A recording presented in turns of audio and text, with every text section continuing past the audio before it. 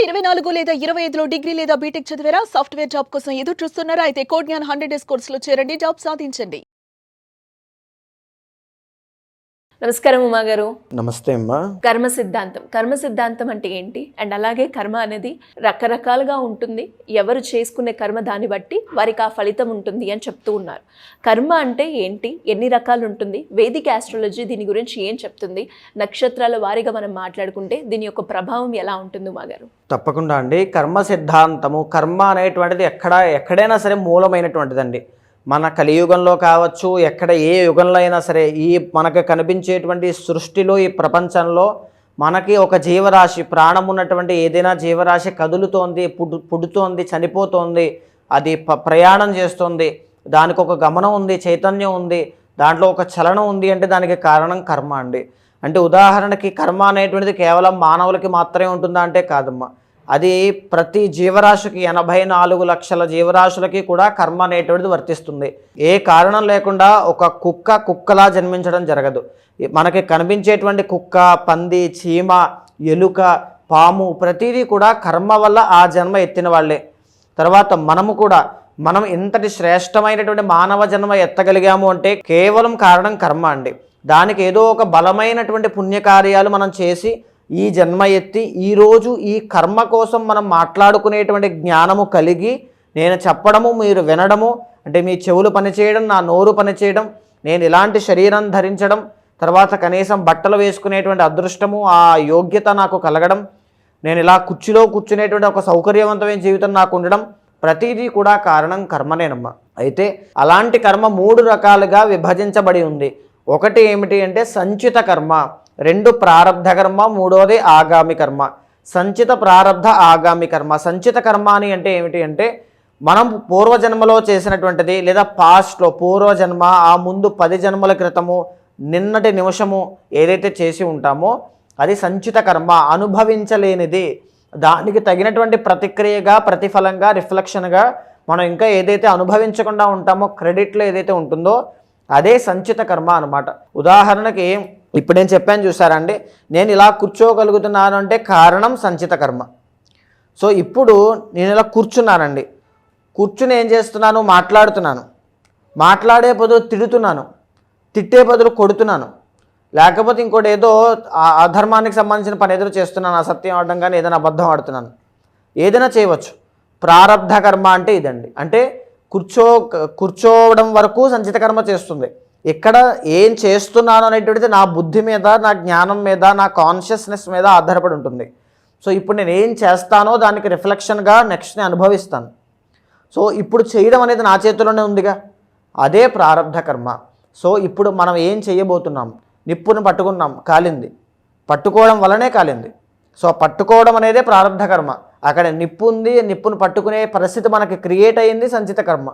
ఆకలి వచ్చింది, దానికి మనం అడుక్కుని తింటామా, కష్టపడి తింటామా, కొట్టి దొంగలించి తింటామా, ఏదైనా సరే ఏం చేస్తామనేది ప్రారబ్ధ కర్మ. ఆకలి వల్ల వచ్చే బాధ సంచిత కర్మ.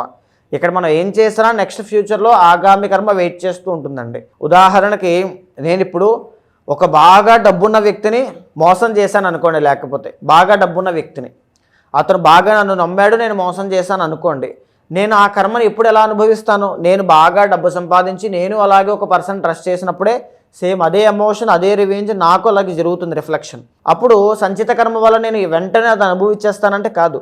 నేను అంత డబ్బు సంపాదించుకోగలిగే పుణ్యాన్ని ఎప్పుడైతే సంపాదిస్తానో అప్పుడు నాకు ఆ కర్మ రిఫ్లెక్ట్ అవుతుంది. అప్పటిదాకా కర్మ నన్ను ఏమీ చేయదండి. అప్పుడే నేను బాగా డబ్బు సంపాదించుకోగలిగే పుణ్యం ఎంతో కొంత ఎప్పుడైతే పోగొతుందో, ఒక్కసారి నేను బాగా డబ్బు సంపాదిస్తాను, ఆ కర్మ వెతుక్కుంటూ వస్తుంది, నేను మళ్ళీ మోసపోతాను, ఖచ్చితంగా జరుగుతుంది. ఇప్పుడు ఆగామి కర్మ అంటే ఏమిటి అంటే ప్రధానంగా ఇప్పుడు ఏదైతే మనం చేస్తున్నామో దానికి రిఫ్లెక్షన్గా, ఆర్ సంచిత కర్మకి మిగిలిన దానికి ఇప్పుడు మనం చేసేదానికి రిఫ్లెక్షన్గా ఫ్యూచర్లో మనం అనుభవించేటువంటి కర్మనే ఆగామి కర్మ. సో ఇక్కడ దీనికి ఆస్ట్రాలజీకి సంబంధం ఏమిటి అని చాలామంది అనుకుంటూ ఉంటారండి. కర్మ వలనే జ్యోతిష్య శాస్త్రం ఆధారపడి ఉంది. కర్మ వలనే జ్యోతిష్య చక్రం కూడా నిర్మాణం అవుతుంది. ఒక వ్యక్తికి అష్టమశని నడుస్తోంది, మీకు అష్టమశని నడుస్తోందండి, వాహన ప్రమాదాల విషయంలోనూ, గాయాల విషయంలో, సడన్ చేంజెస్ విషయంలో, లైఫ్లో ఇలా ఫలానా దాంట్లో జాగ్రత్తగా ఉండండి. అవునండి నాకు అయ్యింది, అవునండి నాకు జరిగింది, అవునండి నేను ఇలాగే ఫేస్ చేశాను. ఎలా చెప్పగలుగుతున్నాము? కర్మ.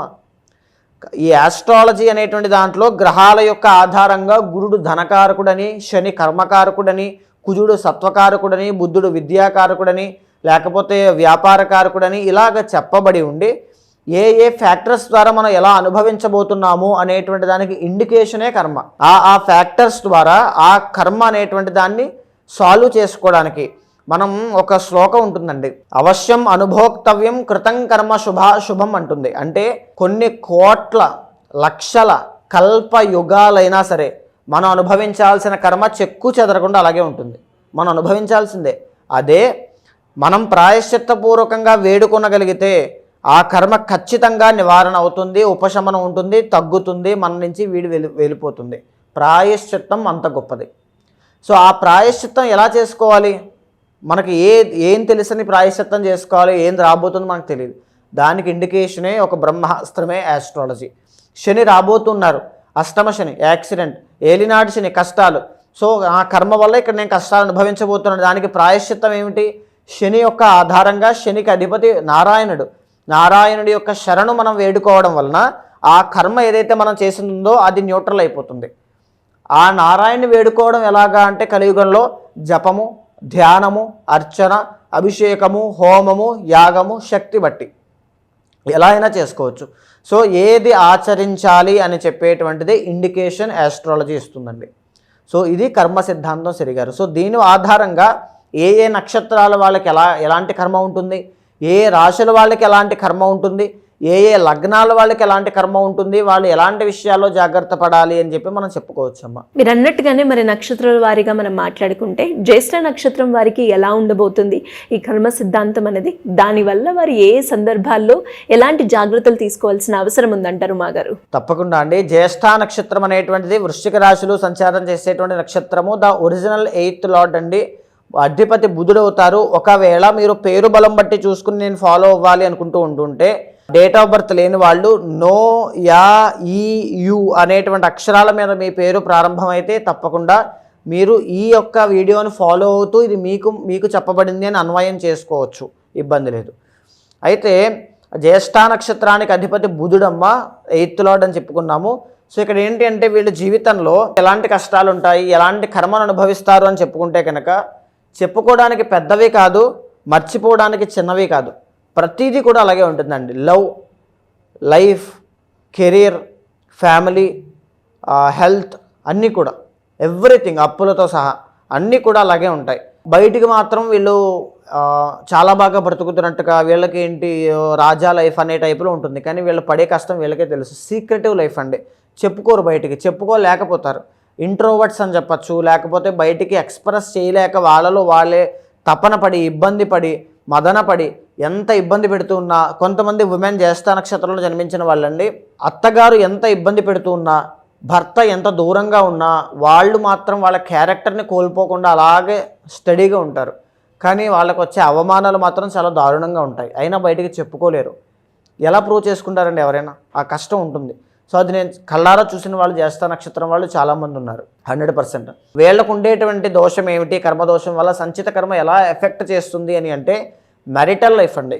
మ్యారిటల్ లైఫ్లో ఇష్టమైనటువంటి వ్యక్తిని చేసుకునే యోగం ఉన్నా పెళ్ళికి ముందు గొడవలు అవుతాయి, పెళ్ళి తర్వాత గొడవలు అవుతాయి, భర్త ఇక్కడ భార్య అక్కడ, భార్య అక్కడ భర్త ఇక్కడ, ఇలాగా వృత్తిపరంగా దూరం కావచ్చు, శారీరకంగా దూరంగా ఉండేటువంటి అవకాశాలు చాలా ఎక్కువ ఉంటాయమ్మా.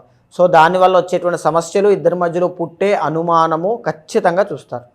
ఇది ఉంటుంది. ఏ తప్పు లేకపోయినా, ఎలాంటిది లేక అభియోగాలు మోపుతారు, అది ఉంటుందండి.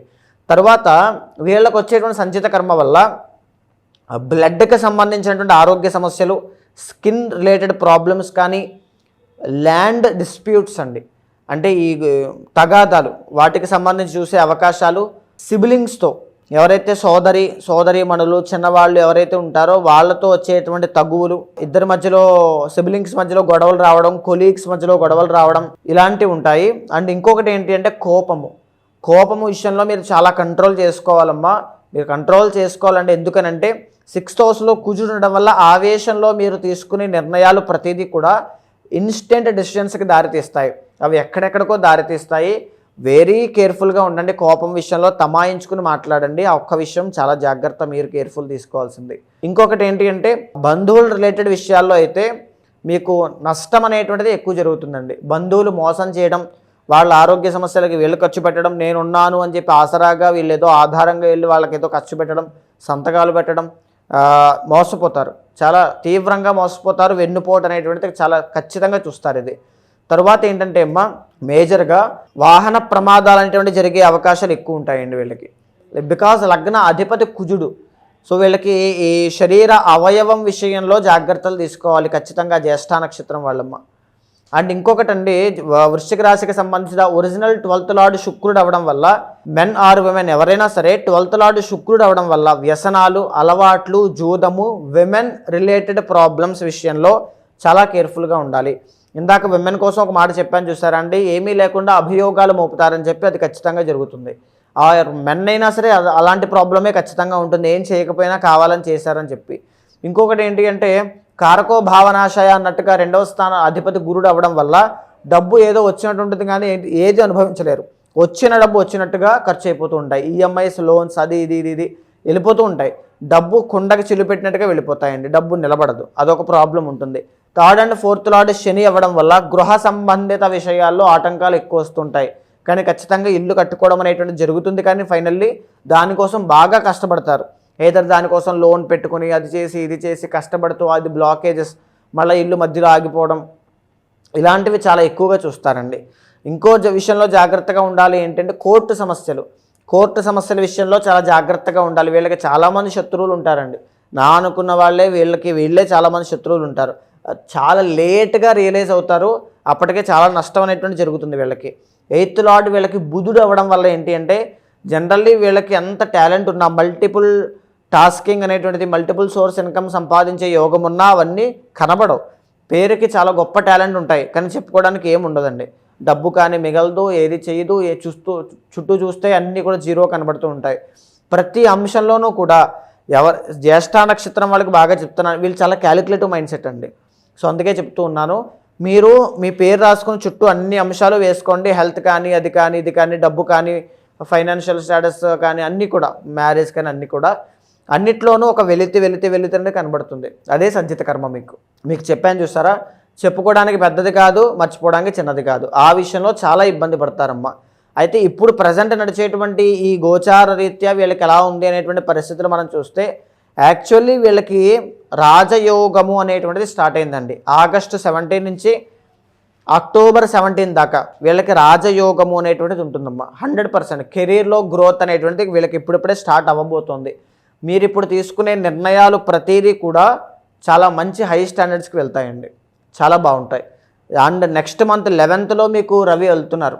సెప్టెంబర్ 17 నుంచి అక్టోబర్ 17 దాకా, అది కూడా రాజయోగమే. మళ్ళీ అక్టోబర్ 17 నుంచి నవంబర్ 17 దాకా 12th హౌస్లో రవి నీచ స్థితిలోకి రావడం మూలాన ఒక సివియర్ హెల్త్ ఇష్యూస్ అనేటువంటివి చూడడం, భారీ ధన నష్టం కలగడం కానీ, విదేశాలు వెళ్ళడానికి ఆటంకాలు రావడం, విదేశాల్లో ఉన్నవాళ్ళు చాలా తీవ్రంగా నష్టపోవడం, పార్ట్నర్షిప్లో బిజినెస్ పెట్టిన వాళ్ళకి తీవ్రమైన నష్టాలు, ఇవన్నీ కూడా ఇప్పుడు నేను చెప్పబోయేటువంటి అక్టోబర్ 17 నుంచి నవంబర్ 17 దాకా ఖచ్చితంగా చూస్తారండి. సో ఎవ్రీ ఆస్పెక్ట్లో కూడా ఆ 1 month చాలా జాగ్రత్తగా ఉండండి, చాలా బాగుంటుంది. నేను ఇచ్చేటువంటి రెమెడీ ఏమిటి అంటే వృశ్చిక రాశి వాళ్ళు సుబ్రహ్మణ్య స్వామి వారి యొక్క అనుగ్రహం మీకు కావాలి. సుబ్రహ్మణ్య స్వామి వారి యొక్క అనుగ్రహం మీకుంటే అద్భుతమైనటువంటి రిజల్ట్స్ చూస్తారు. అండ్ ఇంకా చెప్పాలి అంటే వెంకటేశ్వర స్వామి వారి యొక్క అనుగ్రహం ఉంటే చాలా బాగుంటుంది. ఎవ్రీ 3 monthsకో 6 monthsకో మీ శక్తి బట్టి తిరుమల వెళ్ళిరండి, చాలా మంచి రిజల్ట్స్ చూస్తారు. అంటే ఎలా ఉమ్మగారు మీరు అన్నట్టుగానే వాళ్ళు ఎదుర్కొన్న సమస్యలకి నక్షత్రాల వారీగా కనుక మనం మాట్లాడుకుంటే ఎవరైనా కూడా ఇప్పుడు మీరు జనరల్గా చెప్పడం జరిగింది, వాళ్ళ యొక్క పర్సనల్ చార్ట్ ఆధారంగా వాళ్ళు ఎలాంటి పూజలు చేసుకుంటే బాగుంటుంది అన్న దాని గురించి ఎవరైనా కూడా మిమ్మల్ని అప్రోచ్ అవ్వాలి అంటే ఏ విధంగా ఉంటుందంటారు? తప్పకుండా అమ్మా. ఇప్పుడు మనం మాట్లాడుకుంది గోచారాంశం మీరు చెప్పినట్టుగా, కానీ పర్సనల్ చార్ట్ ద్వారా మీకు ఏ సమస్యలున్నా ఒక్క విషయం చెప్తున్నాను, మీ వెనకాల నేను ఉంటానండి. ఎంతోమంది నేను మా తల్లిదండ్రులు నన్ను చదివించలేకపోయారు, చదివింటే నేను పాటికి ఐఏఎస్ అయ్యేవాడిని అనే కోపంతో తల్లిదండ్రులని హింసించి కొట్టేటువంటి వాళ్ళని చూశాను. ఒక సరైన డైరెక్షన్లో వెళ్ళుంటే ఎక్కడికో వెళ్ళిపోదును కదా అని జీవితంలో ఒక డిప్రెషన్లోకి వెళ్ళి సూసైడ్ దాకా వెళ్ళిన వాళ్ళని చూశాను. ఒక రాంగ్ రిలేషన్షిప్లోకి వెళ్ళి సర్వస్వాన్ని కోల్పోయిన వాళ్ళని చూశాను. ఈవెన్ నేను హెచ్చరించినా సరే. సో అలాంటి వాళ్ళు ఎవరైనా సరే ఒక డెసిషన్ తీసుకున్నాము అంటే లైఫ్లో అది సక్సెస్ అయ్యేలా ఉండాలి. సో దానికోసము ఖచ్చితంగా మీ వెనకాల మీకు లెఫ్ట్ ఆర్ రైట్ సిచ్యువేషన్ ఎప్పుడు వచ్చినా మీ వెనకాల ఒక బ్రదర్ లాగా, ఒక ఫ్యామిలీ మెంబర్ లాగా, ఒక మెంటార్ లాగా, ఆస్ట్రాలజర్ లాగా మీ వెనకాల నేను ఉంటాను. మీ పర్సనల్ చార్ట్ని చూసిన తర్వాత అది గోచారంతో సమన్వయం చేస్తూ మీకు ఎలాంటి డౌట్స్ ఉన్నా సరే, ఏ సమస్య ఉన్నా, ఏ దోషాలున్నా దానికి సంబంధించిన శాంతి పరిహారములు ఆచరింపచేసి నేనే తప్పకుండా భగవత్ అనుగ్రహం కలిగేలా చేస్తాను. థ్యాంక్ యూ అండి. థ్యాంక్ యూ సో మచ్ మా గారు. నమస్తే అమ్మా.